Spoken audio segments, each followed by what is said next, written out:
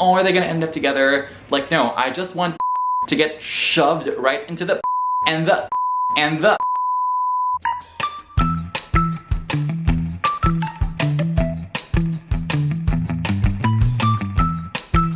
Alright.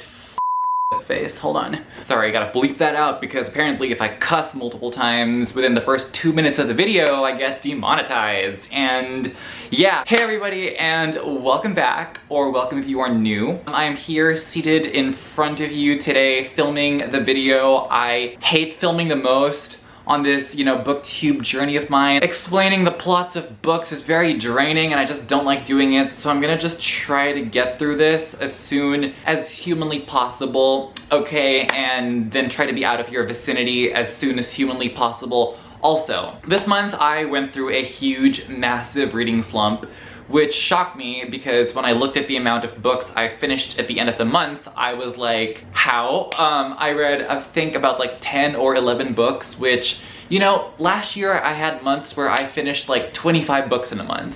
This year, it hasn't happened for me. I feel like 10, 12 has been like my standard for each month. I mean, it's not horrible, but we can do better, right? Okay, so let me just preface this by saying that this month I barely read any mainstream thrillers. There are barely any mainstream noticeable books on this list. I know that the best way to get views, to get like attention, to get clicks, to get recommendations is to read the more popular stuff.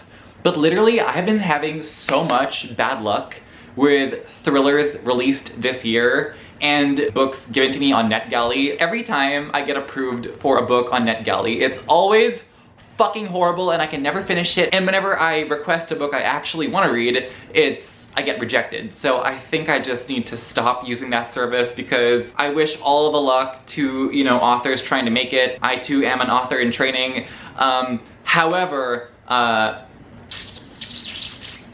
time is money, time is valuable, and I just don't want to read books I don't want to read. This is meant to be fun, this is not meant to be business. This video is pretty bereft of mainstream appeal. Yeah, I don't really want to be strategic about this channel anymore. I just want to be me, okay? And this month I just did not feel like reading things I did not feel like reading. And the one time I did, it was a mainstream thriller, and it just proved me so right about why I'm so fucking over this shit. Okay, I'm gonna get into that book first. I feel like this is the book I'm gonna be spending the most time on because I just need to fucking get shit off my fucking chest. Because this book made me so mad that let's just get into this, okay? I read 9 Lives by Peter Swanson. This book really pissed me off so fucking much. So I'm just gonna go off and speak without a script from my heart. This is the worst book I have ever fucking read. It's about people getting hunted down one by one, and I didn't give a single fucking butt-ass shit about any of these fucking people. Fuck this book. Like, literally just fuck this book. That's it. That's my review. I'm done. There isn't a single good thing about it. And I didn't even finish the fucking book. Like, it was already the worst book I had ever read. 30% in. And I pushed myself to read 70% of this book. And I just couldn't do it. And I would have DNF'd this book like 3 pages in. Because I knew from the beginning that it was a huge red flag. Like, one, it is compared to Agatha Christie. I don't like that woman's books. I mean, like, I loved Detective Conan as a kid because that was like fucking wild. But in book form, I would rather not. So that's one thing. It was compared to an author I'm not a fan of. Nothing against the woman, she just ain't for me. Okay? And just like 10 pages in, I could tell that this writing was gonna drive me up the wall. The premise itself, 9 people are getting picked off one by one, and their name is on a list, okay? 9 people. Do you, I don't wanna follow 9 people, okay? That is just too much. Like, the story wasn't particularly confusing or complex or anything. It was just so bone dry and so tedious and had zero panache in the writing. Like, the writing had all the appeal of my electricity bill. Reading this book was like being forced to read the entire document we normally skip when we scroll down and click agree. The dialogue was so banal. Literally not a single person sounded like a charismatic character that you could latch onto. If there was a plot twist at the end that this book was following a bunch of robots because of how devoid of interest and personality literally every single character was, I wouldn't be surprised, okay? I know that I said that I didn't finish the book, but when I was on the live show, one of the people on the show told me beat by beat how the finale of the story went, and I could dead ass just spoil the whole thing because of how terrible this third act is. But let me tell you this, if you don't believe me, if you think that I'm just over-exaggerating and being a bitch and that I don't know how to read, I went into this live show fully expecting everybody to get on my case, everybody to yell at me, everybody to be like, you didn't read the book, you don't get to have an opinion. And I opened up the live show just straight up wanting to pick a fight, and no one got on my case. Everybody, it was a rage party. Everybody hated this book vehemently. And this book was so bad, it literally made me want to apologize to Riley Sager and Catherine Ryan Howard for all the shit I've given them in the past about, you know, like their thrillers being like literal cynical cash grabs. They're always just so beat by beat, formulaic, sanitized, clean, no risks taken, boring. They always have the same third act, and the finale is just so frustrating because you don't care about any of these characters. You can't cheer for them, and there's no catharsis in the end when we find out what does happen and this person's motive behind all these killings. This person's motive behind all these killings was so pathetic. If I had gotten to that part in the book, if I had pushed through, I would have been tempted to burn the book alive on my channel, okay? Like, this book is literally what Dead Inside is to Jordaline. The best way to troll me, the best way to get under my skin, is to find out where I live and send me copies. Fuck this book, I'm over it, I don't want to talk anymore. If you want to see my whole entire thoughts that probably got me blacklisted from ever appearing on a live show again, I'm gonna link this show down below, okay? Alright, so the first book I read this month is Born to Bleed by Ryan C. Thomas, and this is the sequel to The Summer I Died. So in this book we follow Roger. This is in the future, he's an adult, he is traumatized as fuck, which isn't a surprise if you know what happened in that book. Whether or not The Summer I Died needed a sequel is not something I want to have a say in. Like, I don't really want to weigh in, because I don't know, it's up to you, the reader. I know people who love this book, I know people who fucking despise this book. I personally don't know where I stand. There is a third book in the trilogy that the author actually sent to me, and I feel like I'd have to read that book first, now that I'm like pretty much, you know, on board with what Roger's journey is, who he is, what the actual genre of this whole thing is. I'm not gonna give anything away. For this book in specific, I will say that a lot of the strengths in the first Summer I Died book are here. There's gnarly violence, although it is significantly toned down in this book and there's a lot less of it. The dialogue is amazing. The conversations Roger has with the people around him are super interesting. These are conversations I've had in life. These are conversations that I live for, that I love having to have. Roger's like a horror movie geek. He's like a superhero comic book geek. And people who speak super passionately about things they truly love are my people. So being around him, just like being in his head in The Summer I Died, was such a delight. The writing is great. The pacing is really good. This story moves by really, really fast. However, this is one of the most ambitious sequels I have ever read because it completely flips any and all expectations on its head, and what you think you're getting is not what you're gonna get. The direction Ryan C. Thomas takes it in this sequel is far beyond anything I would have ever expected. I gotta give the guy credit. At least he went for it, you know, which is more than I can say for a lot of shit I read nowadays. I don't know if I'd recommend this for extreme horror fans because, like, this is an action book with gore. This book does introduce a certain thing in the third act which undermines many huge emotional stakes in the first Summer I Died book and will definitely piss some people off. I would still have to see where the author takes this new thing in the third book, which I will hopefully read soon, but as of now I'm just confused, baffled, and without any strong opinion. Well, many strong opinions on the book, but none that are conclusive. Okay? Next. Alright, so next I went through a smut phase. I'm gonna go through this really quick. I'm not like someone who reads this genre a lot, so I don't know how to talk about these books. Okay, so the first one I read is At Your Service by Alessandra Hazard. This is a short novella. It's like a gay, smut, sci-fi kind of thing. It's like a very watered down version of the anime I No Kusabi. If you've seen this anime, it's really, really good. It's really good and it's really hot. Don't watch with friends, you will be hot and bothered in the lower area, okay? Just saying. For what it was fun. It was like a really quick read, and spending time with these characters was you know, it was alright. I gave this 2.5 stars. A lot less focus on the world and a lot more focus on the world in the bedroom, okay? So that's that on that. And then I read 2 more Smut books, which is the first and second in this trilogy. The first one is Top Priority by Cara D, and in this we follow these 2 men who, I think one is driving somewhere, there's a hailstorm, hail breaks his windshield, so he has to pull over and, you know, stay somewhere for the night, and he meets this guy and they have this thing, and it's pretty hot. The only thing that I was thrown off by was the 3rd act, because in the 3rd act it gets pretty like corny and lovey-dovey, and it's like, I feel like there is a conversation to be had about the difference between smut and romance. Like, I will read smut, I won't read romance, because I don't want, you know, like a realistic meet cute, like, oh, are they gonna end up together? Like, no, I just want to get shoved right into the and the okay, and when that was happening, it works. But when it's not happening, it's like, can we get back to why I'm here, please? I mean, for fuck's sake.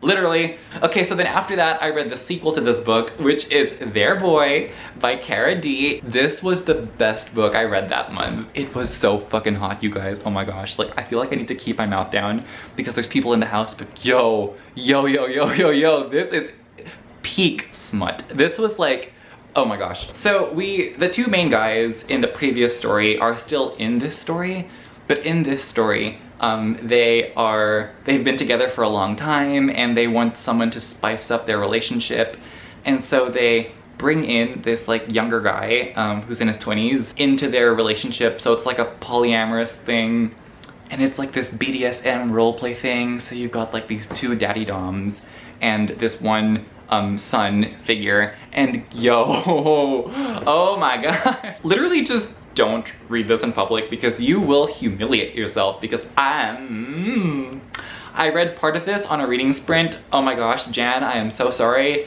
And I was just like screaming the whole time, and I'm so glad that it was a private sprint and not one with an audience watching us, because I was just screaming the entire time. I was a screaming person the entire time because it was hot, sexy. It was fire in my loins. It was so dirty and so filthy to the point where I was just like, I would rather star in an actual porn and have an easier time facing my family than be known as the person who wrote this book.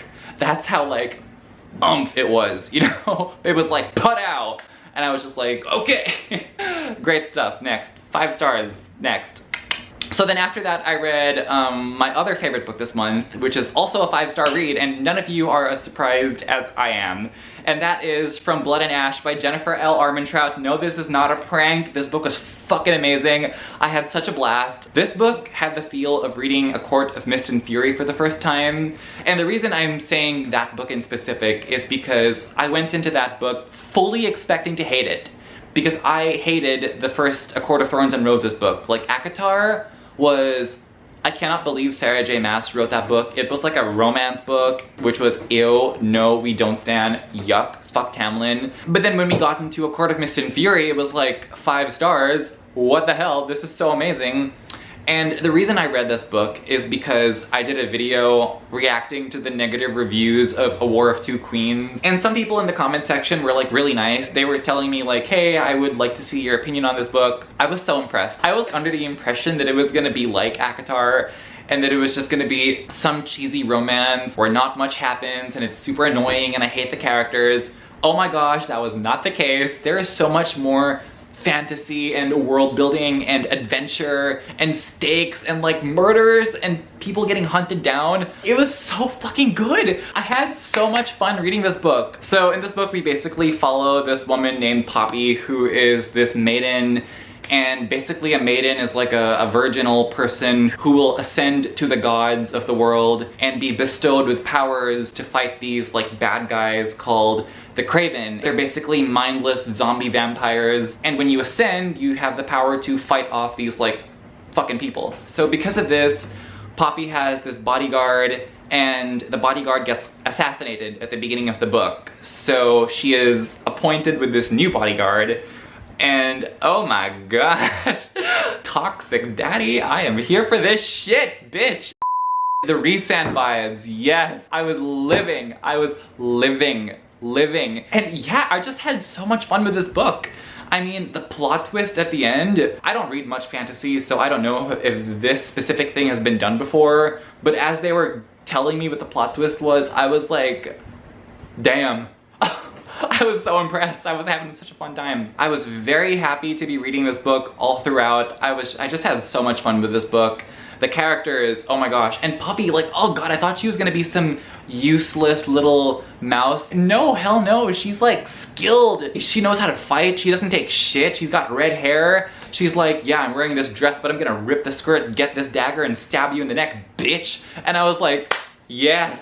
The speech she gave at the end of the book gave me like actual chills, and I just am so...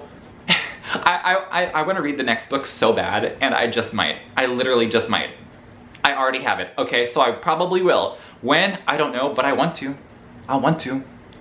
Yeah, freaking amazing. 5 stars. I had such a blast.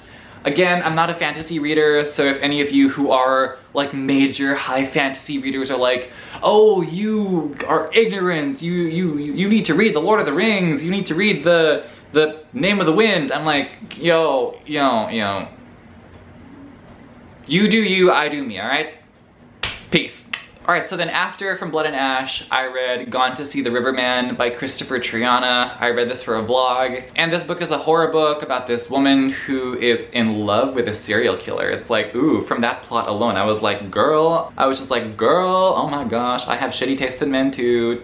Trust me. So I read that and it was good. I mean, I get into it more in the vlog. I did find her character to be fascinating. There are flashbacks that are deployed throughout the story, but they never take away from the actual story itself. The thrills are good, it's dark, it's gritty. What I didn't like so much about this book was the finale, because although the very end was very good, and this book does nail the landing without a doubt, it went into a direction that I have criticized many thrillers for going into before, and I don't think it handled it all that well. And this isn't a critique of the ending, this is a critique of the build-up in the third act toward the ending. I was not very happy with how that went, so yeah. And then after Gone to See the Riverman, I read The Sluts by Dennis Cooper, and this was such a huge surprise. I did a full video on this book, which is non-spoiler, so be sure to check this out, link down below. This book is basically Things Have Gotten Worse Since We Last Spoke by Eric LaRocca meets Lovesick by John Athan. That's what this book is. It also takes place on this internet forum, but over here we follow a whole host of characters who are reviewing this escort named Brad, and we don't know if Brad is real, if what the people say they do to this guy are real, but it's a fantastic examination of the very dark aspect of human sexuality and internet culture, and it predicts a lot of the things that we see today on the internet that made me leave Twitter because the internet is so toxic, and it does so with the panache of the Marquis de Sade. So if you want to see more of this, be sure to watch the video I did, because I went on for about 12 minutes just on this book, no spoilers, just yapping about how much I love this fucking book. So be sure to check that out, okay? Okay. And then after The Sluts, I read The Tribesman by Adam Caesar. I loved this book. I gave this book 5 stars also. This was so much fun. In this book, we follow a bunch of indie filmmakers who go to the Caribbean and try to film this indie film about cannibals. And all this is happening amidst the popularity and the golden era of Italian cannibal films.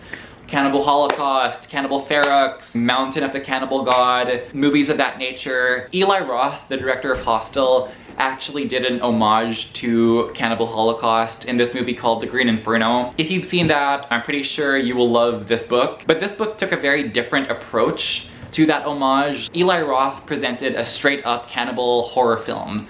This book presents the idea of a cannibal horror film and the mind that goes into it, and examines it from a very comedic perspective. Who comes up with the idea to make a film like this? Who comes up with the script? Who comes up with the story? Why are the storylines so loose? Why do the props look so DIY? All of this and more is answered in this book. Just being amidst all these characters as they, you know, came up with solutions to make their movie, and just the passion for cinema and films, and just like the feeling of being at the beach, the setting, and the way this book pokes fun at all the controversies surrounding the film Cannibal Holocaust, and all the lawsuits that happened in the 70s, and all the shit Ruggero Deodato was accused of doing, is just so phenomenal. Please, before you read this book, I'm not gonna say watch Cannibal Holocaust, because like that's not a thing that I would request of any of you. I mean, if you're brave, go ahead, tell me what you think. But that movie fucked me up big time, just saying.